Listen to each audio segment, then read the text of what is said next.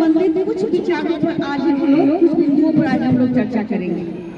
जैसा कि आप लोग जानते हैं, हमारे संविधान की जो प्रस्तावना है उसमें आप लोग डेली बोलते हैं कि संविधान के द्वारा हमें स्वतंत्रता का अधिकार मिला है ना, समानता का अधिकार, किसी भी धर्म को अपनाने का अधिकार, अपने विचारों की अभिव्यक्ति का अधिकार हम सभी नागरिकों को मिला हुआ है।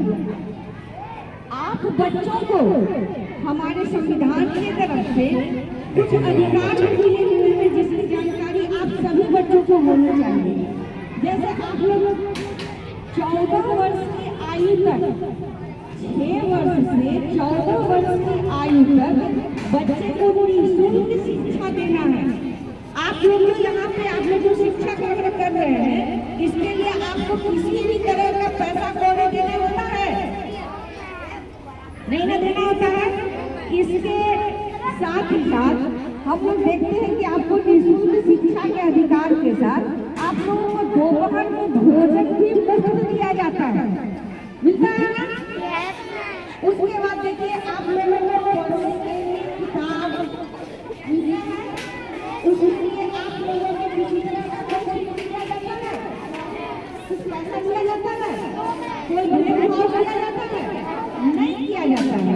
तो ये आपका अधिकार है और इन अधिकारों के लिए आप लोग ये चीज देखते होंगे, मीना मंच का गठन किया गया है, मीना मंच का गठन किया गया है, बाल संसद का गठन किया गया है, ताकि आप स्कूल की व्यवस्था में अनुशासनपूर्वक रह सकें। आपसे अधिकार है, आपका यह अधिकार है कि आपको मुफ्त शिक्षा मिले, भोजन मिले, स्वस्थ रहने के लिए आप लोगों को कई तरह की दवाइयाँ भी मिल जाती है। अभी एजेंडा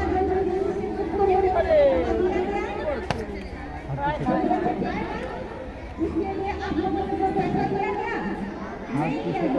अभी एनीमिया का भी दवाई आप लोगों को खिलाया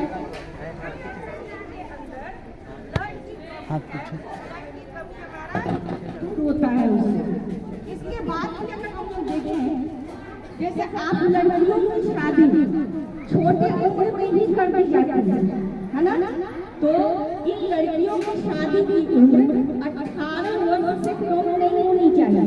अभी आपका खेलने का समय है, अभी आपका पढ़ने का समय है, और ये जिम्मेदारी उठाने के लिए हमारा दिमाग, हमारा शरीर दोनों को परिपक्व होना चाहिए ना। कम उम्र में अगर हमारे ऊपर जिम्मेदारियां डाल दी जाए तो क्या हमारा मन, मस्तिष्क, शरीर इस बोझ को ढोने में सक्षम है? नहीं है। तो ये आपका अधिकार है कि आपकी शादी बगैर आपके मर्जी के न हो, और एक जो निर्धारित उम्र है उसके बाद ही होगा। कुछ जगह देखते हैं कि होटल में या दुकान में बच्चों को काम करने पे लगा दिया जाता है। होटल में प्लेट धोना, है ना, झाड़ू लगाना, सफाई करना, ये सभी आप बच्चों का काम नहीं है, ये दंडनीय अपराध है। इसके लिए जो आपसे ये काम करवाते हैं उनको वो दंड के भाग में वो आपसे जबरदस्ती काम नहीं करा सकते हैं। अभी आपका खेलने का टाइम है, अभी आपका डेवलपमेंट का टाइम है, अभी आपका माइंड ग्रो हो रहा है, अभी आपका क्या हो रहा है, हर तरह से आपका विकास चाहिए। आप काम करते रहोगे, हो सकता है कि वहाँ कुछ जोखिम भरा अगर काम हो रहा है तो जोखिम भरा काम बच्चा उस बात को समझ नहीं पाता है, आप घायल हो सकते हैं, आपका शरीर को नुकसान पहुँच सकता है। तो बच्चों से कोई भी आदमी जबरदस्ती काम नहीं करा सकता है, चाहे फैक्ट्री हो या दुकान हो या घर हो। घर में भी कुछ लोग झाड़ू पोछा अगर करवाते हैं तो ये एक अपराध है, आप इसके खिलाफ आप आवाज उठा सकते हैं। तो आपको ये अधिकार दिया गया है। ये बच्चे खिलते हुए फूल हैं, इनको अच्छी तरह से खिलने का मौका मिलना चाहिए, न कि इनके ऊपर एक जिम्मेदारी का बोझ डाल देना चाहिए। आप लोग अपने अधिकार को, अपने कर्तव्य को आप लोग समझें, और अगर आपके साथ कहीं अगर गलत अगर होता है किसी भी तरह से, सिर्फ लड़कियों के साथ ही नहीं, लड़कों के साथ भी गलत होता है, उस गलत को समझो और अपने बड़ों से शेयर करो कि मेरे साथ इस तरह का गलत व्यवहार हो रहा है।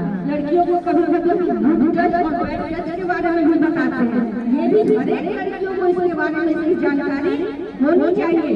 और किसी भी गलत काम को सहना भी एक अपराध है, इसलिए न कभी गलत चीजों को सपोर्ट करो और न कभी गलत चीजों को सहो। अपने अधिकार को समझो, अपने कर्तव्य को समझो और एक दूसरे के साथ इस विचार को शेयर करो। Thank you.